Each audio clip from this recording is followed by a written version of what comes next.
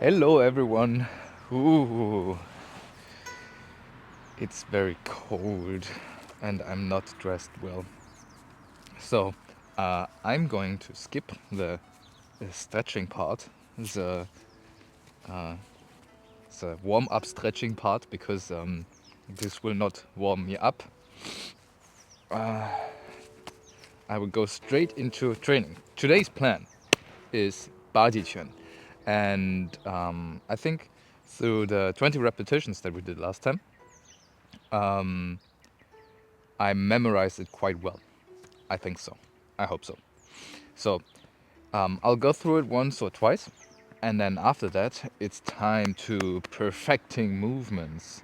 And in Baji, it's really cool because the movements in Baji and perfecting them, there is a certain feeling, you could say, that they need to have.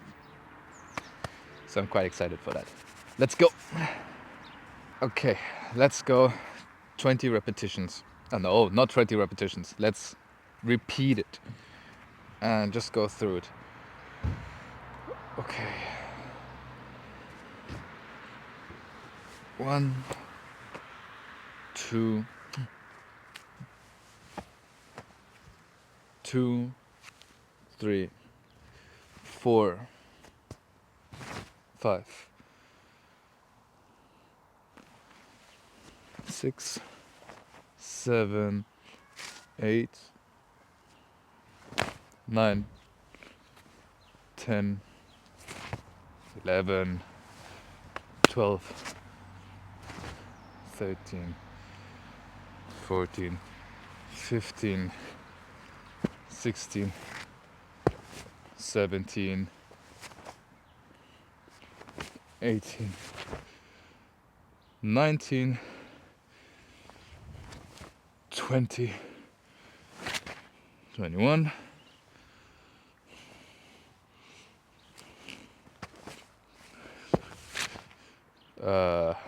23,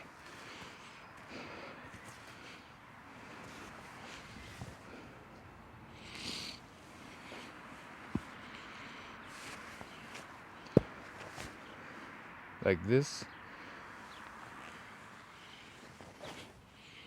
like this, like this, like this, like this. 1, 2, 3. Was that correct?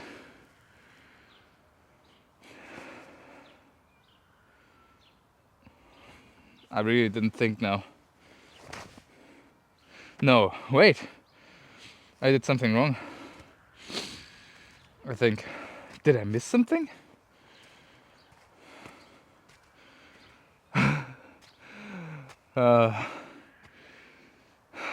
Speaking of, I think I memorized. As if. I think I didn't. Okay, let's go again. 1, 2, 3. This, this, this, this, this, this, this, this, this, bam, bam, bam, bam, bam, bam, back, like this, this, this, this, this. Oh, I think last time I always started from this direction. That's why I'm confused right now. Okay. Now it makes sense, I think.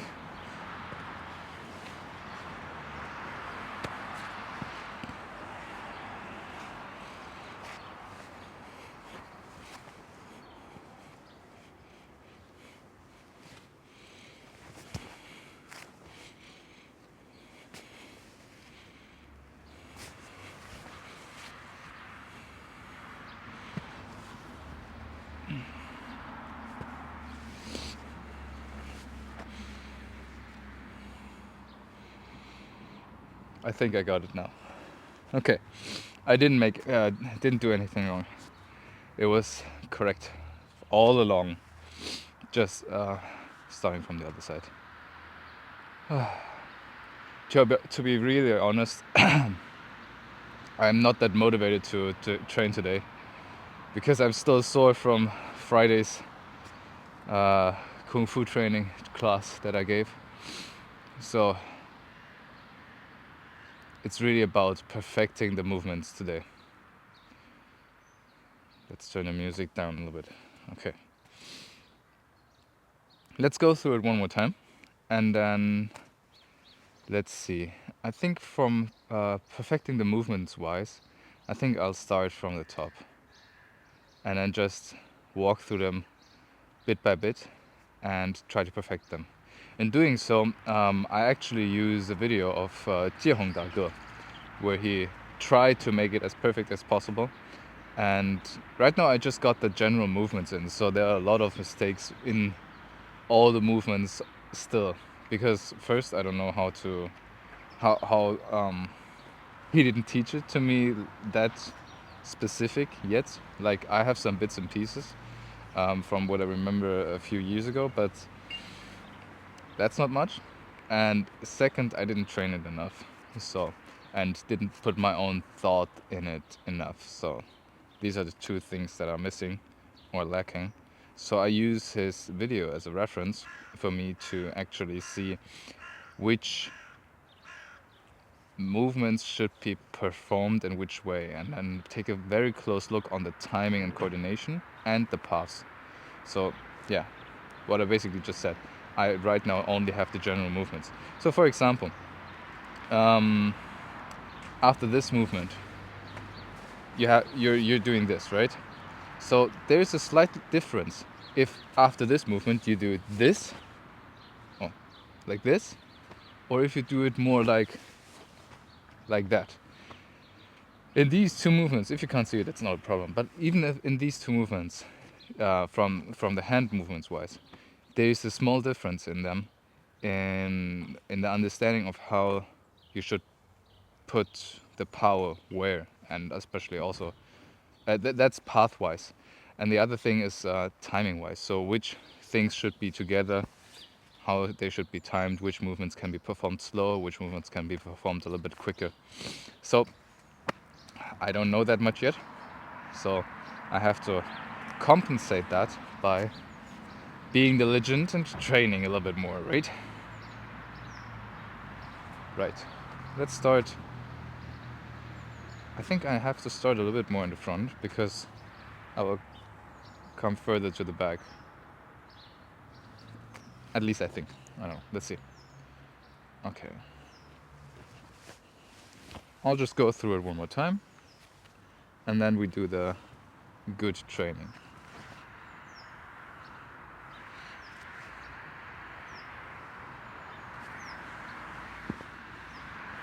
Oh yeah, this one.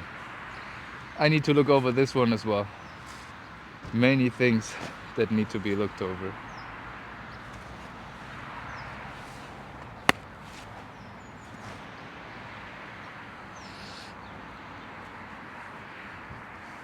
Okay.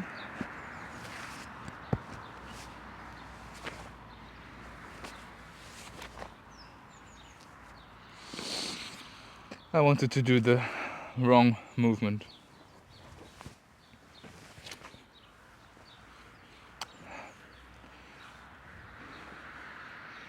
Yeah, see, I already want to do the movement correctly or adjust it in comparison to what I did before.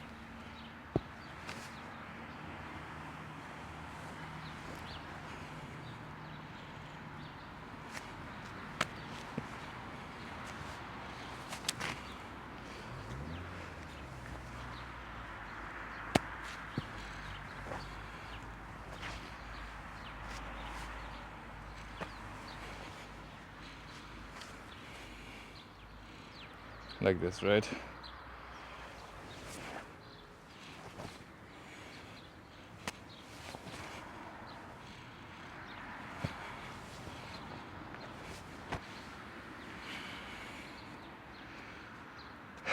So, timing is a huge point in Baji.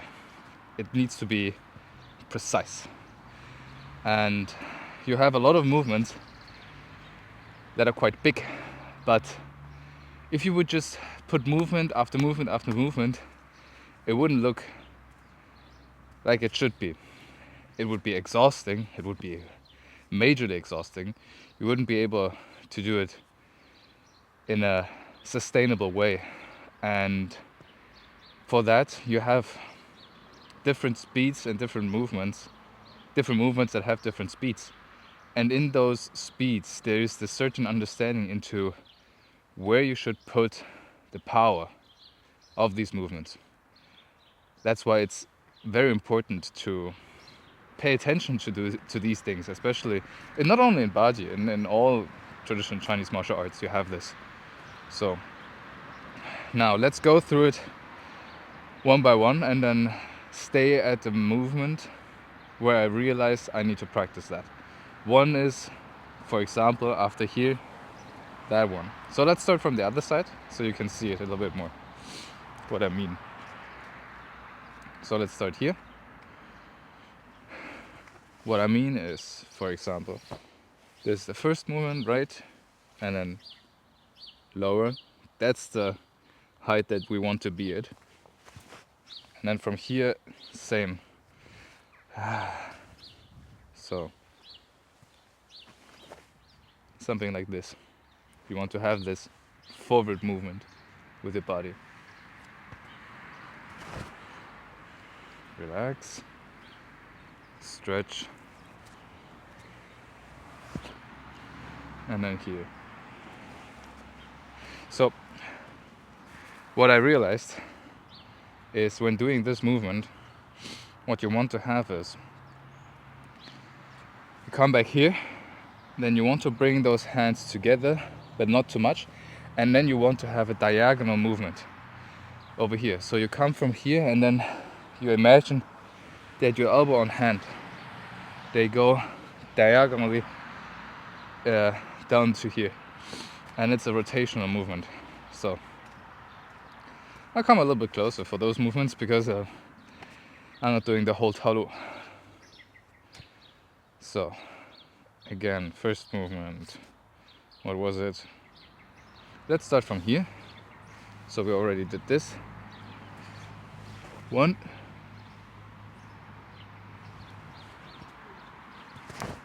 2, and then like this, and then diagonal, as if you were pulling someone down. So again, like this, and then down, and relax and stretch. Same height. Oh, that's hard.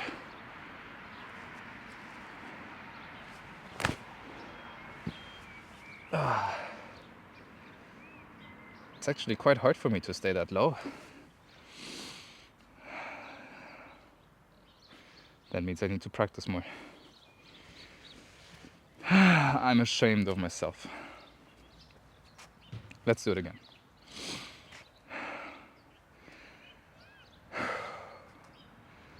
So we ended up here. We did this. We went down. And then 1,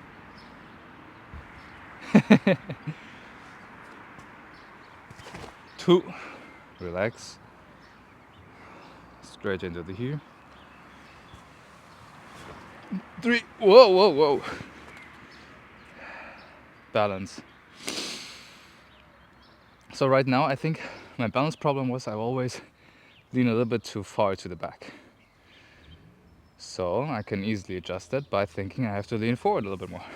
Let's do that. But only this movement. So I'm here, right? Like this. And then lean forward. Like that. Now my hands were a little bit too far to the back. They were like here, but then should stay here. Okay, let's go again.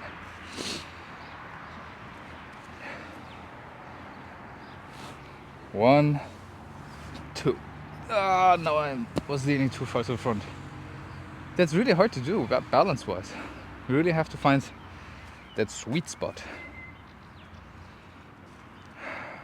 And I'm destroying the ground again. That's okay.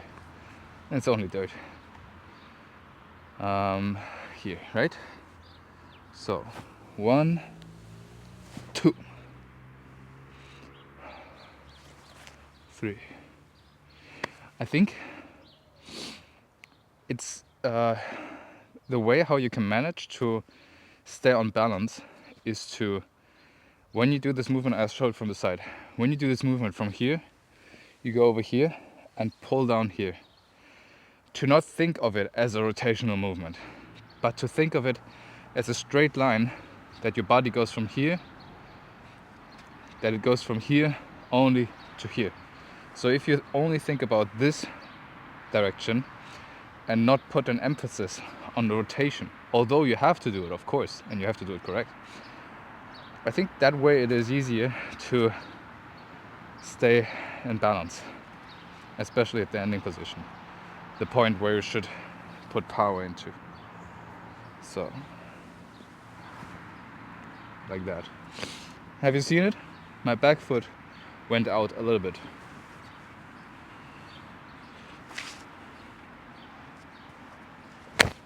Whoa, balance.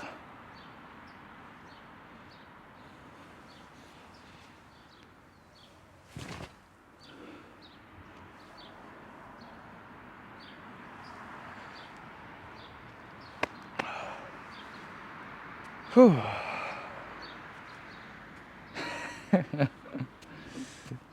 Let's try to compress it a little bit. Okay, let's go again. So, my goal are the first, I think 5 movements are these. So, 1, 2, 3.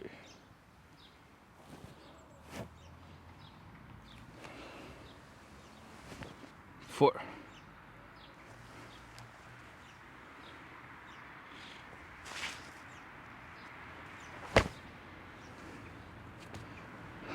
'Feet should be together. Didn't do that.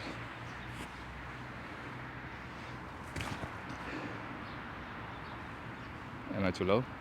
Maybe a little. Whew.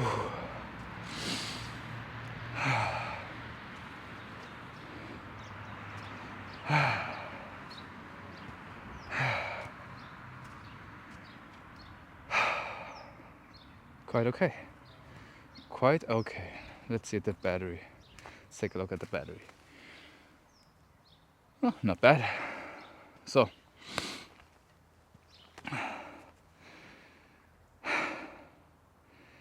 let's do these 3 more times.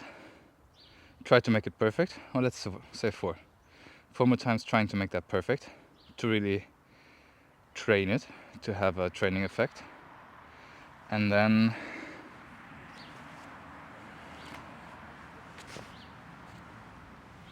yeah, maybe let's only do until here.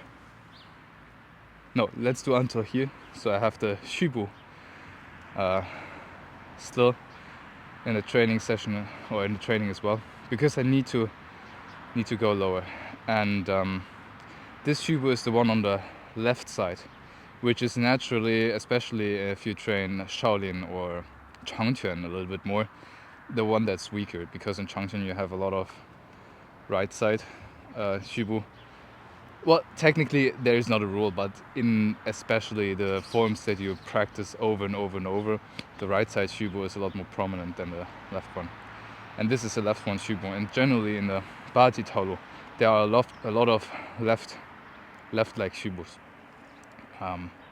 So I think that's the reason why I feel so weak in the Shibu and with this Taolu, because it's the left one. Anyways, that's not an excuse. I want to have that in the training effect inside as well. And then I think that's gonna be it for today, because I don't have that much time. Again, that's always my excuse, right? Okay, let's go again. So we started from, let's do it from here actually. This also something I need to practice. It's like from here and then up to here. So it's not a full circle. It's like snapping your elbows to here and then go forward. So like if you're here, you go like tap your shoulders down, up here and forward. So it's not a full circle like this, but it's like snapping up and then forward. Okay. Right? And 1, 2, 3, 4, 5. Stay low. 6. Relax. 7. 8. Stay low. Oh, whew. Really something. Now the power is missing. I could do it higher. So for example, if I do this ma bu a little bit higher and go like here, it's easier to have this downward power without the back leg, but I really want to be able to do it lower, because that really trains a stable foundation. And Jiehong Dage is a very tall guy and he goes very low, so I should measure myself to that standard and should go as low as well. And the only way to really be able to do movements low to the ground and to still make them from a power setting perspective correctly is by trying to do it, because your normal body, the normal human body is in your day-to-day life, especially in today's society, not used to have to be able to coordinate and perform those movements at heights of these low. We are used to have it at least like this is already quite low. We used to move around this plane. This is already martial artist stance, but this is like extreme low in comparison to that. But if you're able to do it that low, you're also able to do it higher, and you train a lot of roots, you could say, because your body will become very stable. You will feel comfortable no matter at what height you do those movements. So that's really something why, for example, or a good explanation why in traditional Chinese martial arts you perform movements quite low. It's not for actual use. Well, sometimes it is, but in most of the cases it's to train your body to be stable, to really have a foundation that's like unshakable. You're standing not only as a tree, you're standing like a mountain, steady and unshakable until an avalanche comes. No, I'm joking. Okay, let's go. So here, right? Tap, snap, forward, low. 1, stay low. 2, relax. 1, 2. That was okay. I have to look Not to the left, I have to look to my hands down here, or maybe more to the right. Relax. And low. Oh. That was repetition number 2. Let's go for repetition number 3.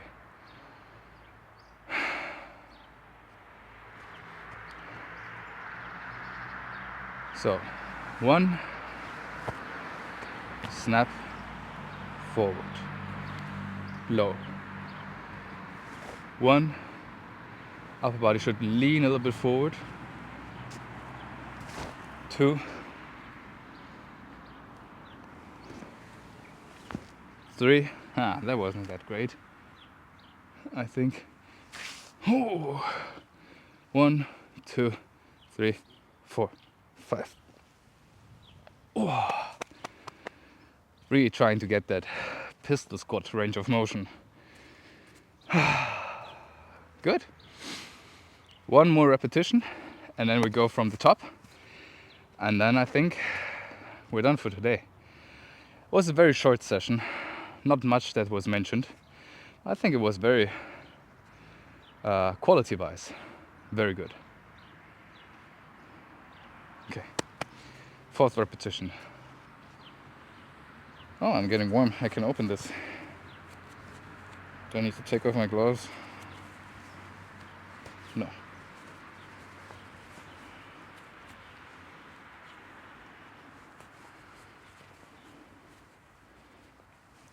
Okay, let's go. So, that's the 1,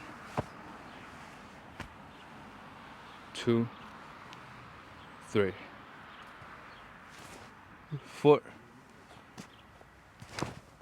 5, 6. Very important to stretch the back leg in almost every Kungfu. So in Kungfu, as a basic, for those people who don't know, this is a Kungfu, right? The bow stance or the archer stance. And one major component is to always have this one stretched out. You need to have it stretched out to actually put some weight on your back leg. And you need to put some weight on your back leg to have a stable foundation. So if you see people who don't push with the heel into the ground with the back leg, you can quite easily spot a beginner or someone whose foundations are not good.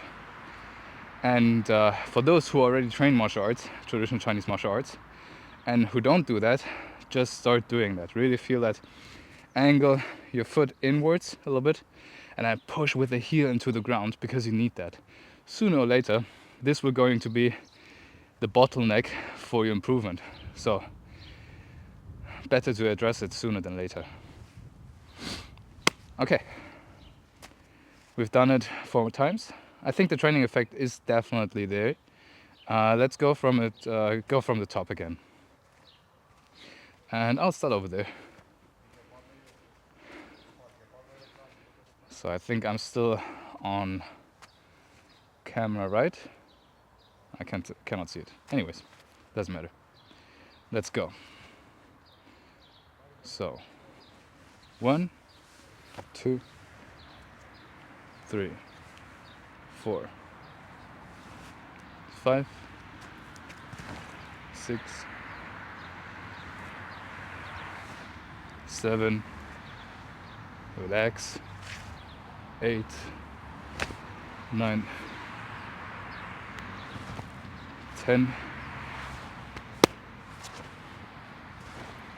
11, 12,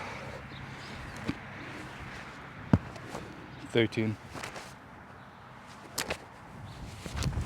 14, 16,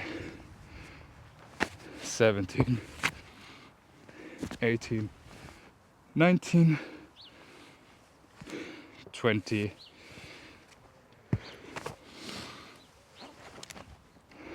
21, 2, 3, 4, 5,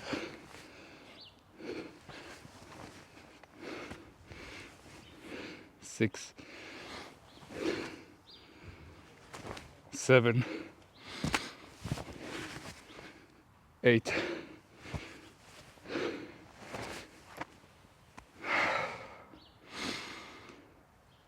something like that. Don't pay attention to the counting, please.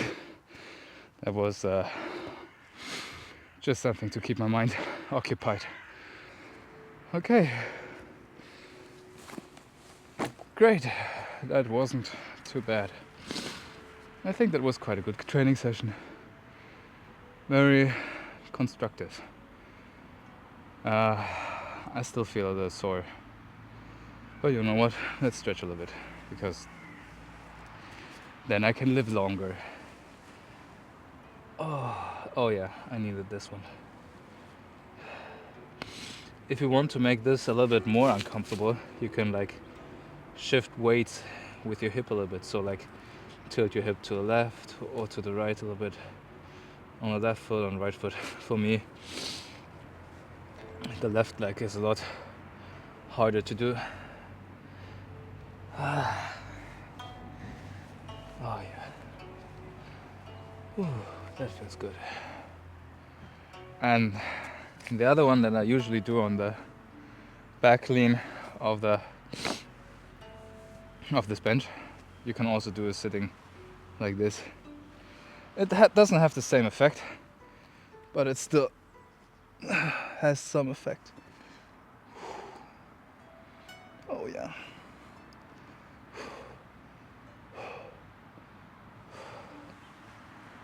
And the other side.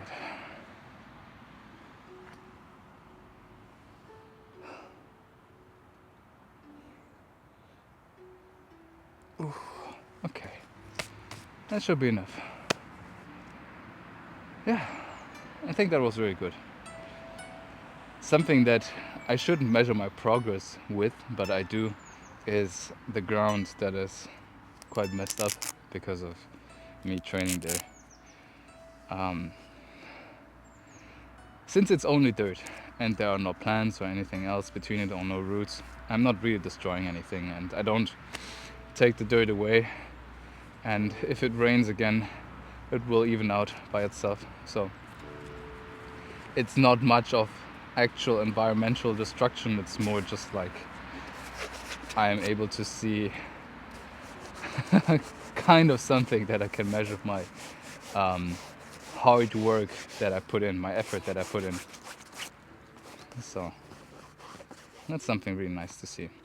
Oh, that brings me to the topic. In traditional Chinese martial arts, it's really hard to see your own improvements. So something that I always suggest is take a video of yourself regularly, how you perform certain sets. So for example, if you learn Baji for the first time, when you just learned the whole set, take a video how you perform those movements, and then keep on training and just forget about the video. And then 1 year later or half a year later, when you really try to make the form quite perfect and you've been putting effort into, take another video and then compare yourself in those two videos and see the improvements. Because in traditional Chinese martial arts, a lot of things are small details that you have to perfect, but you need to perfect those because that's necessary to make your movements and your body more efficient. And these are really hard to see if you take a general picture and just like go by your own feeling, because you yourself, you don't really feel that you improve. But if you have a direct comparison, you can see the improvement.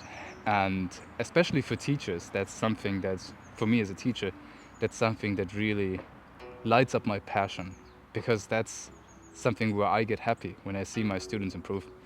And you can see it for yourself as well as a student. I had to struggle with that myself. That's why I'm telling you this, because I've trained for so many years and I've always didn't really see my own improvements. but they are there. They're definitely there. You just have to have a reference on how you were a few years ago and how you are now.